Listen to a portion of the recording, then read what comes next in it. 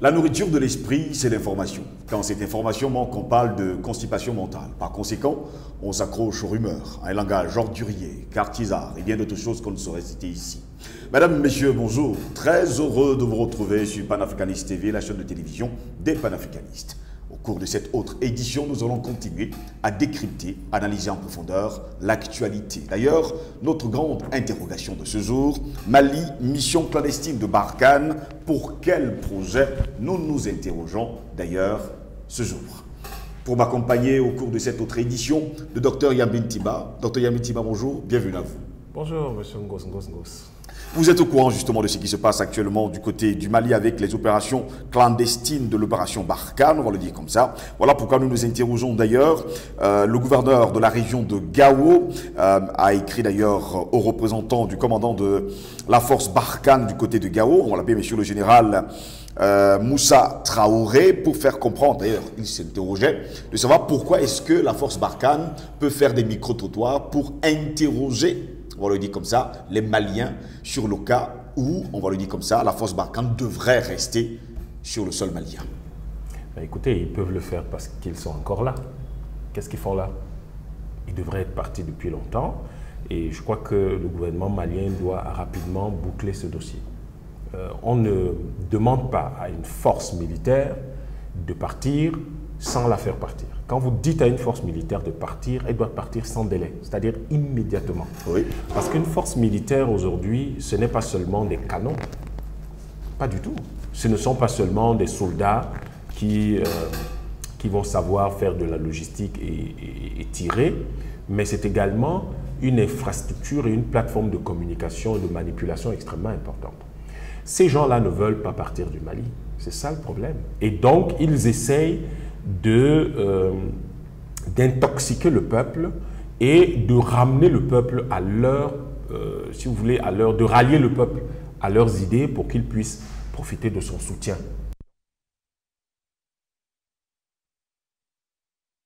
C'est de les faire partir au plus vite, c'est de faire libérer le terrain à la force Barkhane. Elle n'a plus rien à faire là-bas, elle n'a rien à faire, elle doit partir.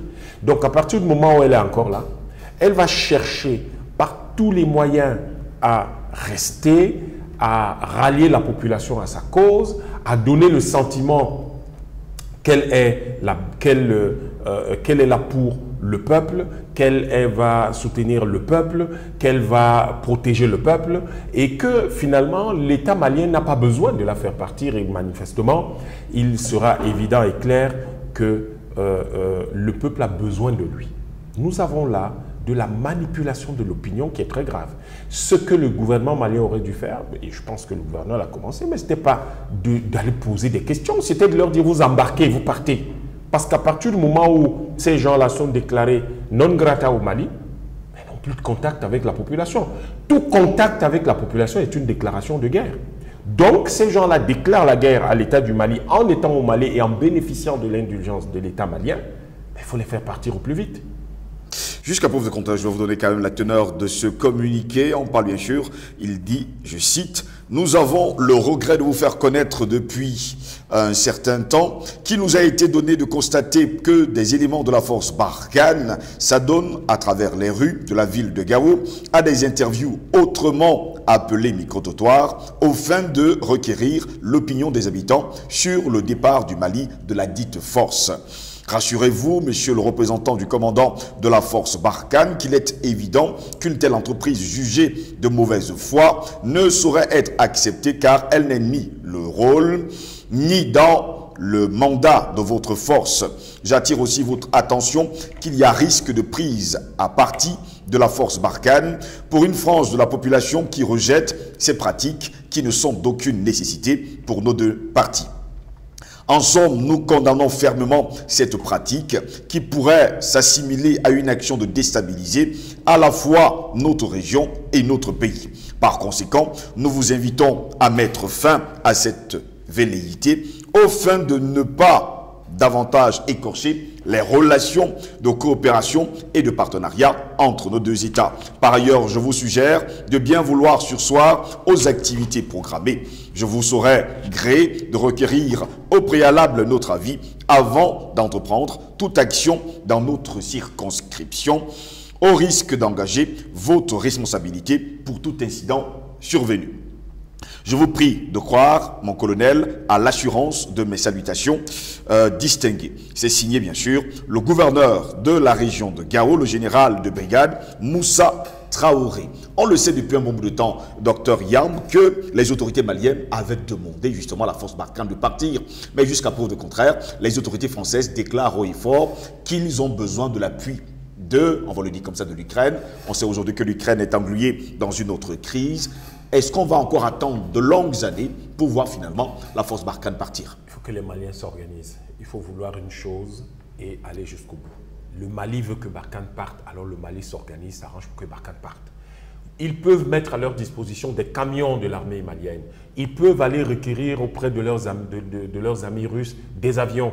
Parce que manifestement, la France démontre qu'elle est incapable de transporter combien? 2400 ou 4000 soldats? Oui. Elle n'est pas capable de transporter 4000 soldats. On va les aider un peu.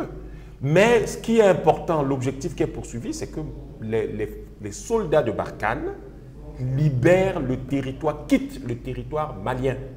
Alors, si la France n'est pas capable de transporter ces soldats, le Mali met à leur disposition, leur crée un couloir humanitaire, un couloir d'évacuation, et leur met à leur disposition des camions militaires maliens. Il y a même des camions qui transportent les bœufs au Mali. On peut les mettre dedans. Pourquoi est-ce que ça devient un problème compliqué? Vous connaissez les camions qui transportent les bœufs, non? Oui. Puis on met les soldats dedans. Vous prenez un camion qui transporte les plateaux là. On peut mettre une cinquantaine de soldats dedans. Donc on trouve, ils sont 2500, ça fait 50 camions. Le Mali ne manque pas de 50 camions. On met les soldats là-dedans et ils s'en vont. De toutes les manières, libérer, quitter le sol malien ne veut pas dire ramasser les infrastructures qui sont là. Puisque de toute façon, tout ce que la France doit au Mali, ces infrastructures ne représentent même pas 1/1000e de ce que la France doit au Mali en termes de pillage. Donc, vous les mettez dans des camions qui transportent des bœufs et vous les faites partir, vous mettez dans le premier train qui les ramène chez les amis ivoiriens. C'est tout. Ce n'est pas plus compliqué que ça.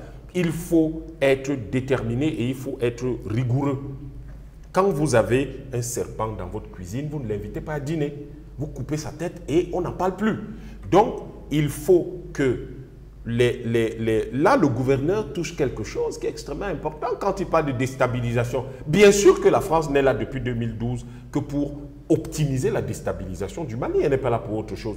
Elle s'est arrangée avec ses amis de l'OTAN à détruire la Libye, qui constituait une soupape de sécurité pour toute la zone du désert et du Sahel. Et ils ont détruit cette soupape. Tout naturellement, on se retrouve dans une situation d'insécurité et de chaos généralisé dans le désert et dans le Sahel. Donc, qu'est-ce qu'il faut faire? À partir du moment où vous tenez le bon bout et où vous dites partez et que c'est acté par des textes, par des documents officiels, vous les faites partir. Ils ne peuvent pas partir, vous les mettez dans des camions et ils s'en vont. Comme ça, vous les conduisez, vous créez un couloir d'évacuation jusqu'à votre frontière avec la Côte d'Ivoire et après, vous les faites traverser la frontière. Ils arrivent à la frontière, ils descendent des camions, ils traversent. Terminé. Et vous n'avez plus Barkhane dans votre pays. Aussi simple que ça. Le fait que ces gens-là restent, qu'ils prennent pour alibi l'Ukraine, vous venez faire la guerre au Mali parce que vous comptez sur l'Ukraine, il y a quand même quelque chose qui ne va pas. C'est comme maintenant ils sont en train de pousser l'Ukraine vers le suicide en comptant sur les États-Unis qui eux-mêmes ne peuvent même pas oser s'attaquer à la Russie. Il y a quand même un problème. Et pas parce que les États-Unis ne peuvent pas faire cette guerre, mais parce qu'elle est inutile, complètement inutile et qu'on ne va pas faire exploser la planète pour des problèmes qu'on aurait pu gérer. On aurait pu régler, implémenter les accords de Minsk, qu'on n'en serait pas là aujourd'hui. Donc, la France, pour son image et pour sa crédibilité en Afrique, doit quitter le Mali, selon ce qui a été acté par le gouvernement du Mali et par la France elle-même. Barkhane doit quitter le Mali. Si la France n'a pas officiellement de moyens pour transporter ses soldats hors du Mali, il y a des camions qui transportent des marchandises, on les met dedans. Ils s'en vont avec leur paquetage et ils s'en vont chez eux. S'ils veulent même démanteler toute la base, ils démantèlent, ils mettent dans des cartons. L'État du Mali va les aider à transporter ça. Mais ils vont payer les frais. Parce que de toute manière, quand ils venaient, ce n'est pas l'État du Mali qui a payé. Ils vont payer les frais de ce couloir, de cette évacuation-là. C'est tout, c'est aussi simple que ça. Les Africains se posent quand même la question, hein, docteur Yam, comment est-ce qu'ils sont venus et aujourd'hui on la paresse ou alors la faiblesse de rentrer? Parce qu'ils ne veulent pas rentrer. Parce que, mais c'est chaud, c'est difficile pour tout le monde. Alors le problème, c'est que avant déjà l'opération militaire spéciale de la Russie en Ukraine, mais la France avait était déjà en surchauffe économique. Il y a des problèmes. Ils n'arrivent déjà pas à nourrir toute la population française. Vous êtes au courant de leur déficit budgétaire. Vous êtes au courant de l'accroissement du taux de chômage. Vous êtes au courant du fait qu'elles n'arrivent pas à payer les allocations et cherchent par tous les moyens à les réduire. Donc, il y a un problème. Ils sont en difficulté économique. Et maintenant, le problème qu'il y a en Ukraine sont tels qu'il y a une hausse généralisée des prix. Une inflation inédite qu'on n'a pas vue depuis plusieurs décennies. Donc là, la France a des difficultés. Elle ne peut donc plus trouver de l'argent facilement pour aller mener ce type d'opération. Alors, en même temps, elle fait du chantage au Mali. Elle fait du chantage au Mali. Nous n'avons pas les moyens de partir. Elle fait du dilatoire, en même temps du chantage. Le dilatoire, c'est ouais, on pensait qu'on utilisait les Antonov ukrainiens pour pouvoir libérer. Mettez les soldats là dans les camions, vous les faites partir. Les Antonov ukrainiens, avant que les Antonov n'existent, les soldats ne se déplaçaient pas sur la planète Terre. Mettez-les dans les camions et vous les faites partir. L'autre chose, ça c'est la partie du dilatoire. L'autre, c'est le chantage. Le chantage, c'est que ils vont donc voir la population et ils étaient de corrompre la population, de manipuler la population. En allant manipuler la population, il y aura forcément 2 ou 3 irréductibles qui vont corrompre avec le franc CFA. C'est eux qui fabriquent le franc CFA. Donc vous n'avez aucun contrôle sur les caisses d'argent qu'ils ont fabriquées et qu'ils peuvent venir déverser sur tout le monde. Donc ils vont corrompre les gens avec des billets de franc CFA qui sont authentiques, plus c'est eux qui les fabriquent. Et les soldats viennent là, ils interrogent les gens. Vous savez qu'ils donnent quoi aux gens? Ils interrogent. D'ailleurs, quelle est cette affaire où un soldat étranger s'en va parler à des nationaux d'un pays? Donc ils viennent, ils corrompent la population. Et puis, à un moment donné, vous aurez quand même une frange de la population qui va dire non, on veut que Barkhane revienne. Et ils vont financer un mouvement qui va demander que Barkhane reste. Oui. C'est du chantage qu'ils font au Mali. Et cette opération d'intoxication qu'ils ont et de manipulation qu'ils ont démarrée, c'est pour déstabiliser le Mali. Et ça va donc donner du crédit aux décisions qu'ils ont inspirées à la CEDEAO, à savoir que vraiment il faut que le gouvernement actuel, l'État actuel, les dirigeants actuels soient mis de côté. Il faut que les Maliens règlent le problème immédiatement, tout de suite, afin de passer à autre chose. Vous ne pouvez pas avoir Barkhane sur votre table indéfiniment. Ça veut dire que vous ne vous occupez à rien d'autre. Donc il faut que les Africains sachent que quand une décision est prise, on l'implémente et on passe à autre chose. Pour terminer rapidement cet entretien, il y a également que les autorités maliennes ne veulent pas être confrontées à une autre crise en envoyant justement ces soldats ou alors cette force Barkhane dans un autre pays africain. D'ailleurs, il y a encore quelques mois, on nous faisait savoir que Barkhane devait se replier du côté du Niger. Vous savez, vous réglez 2 ou 3 problèmes.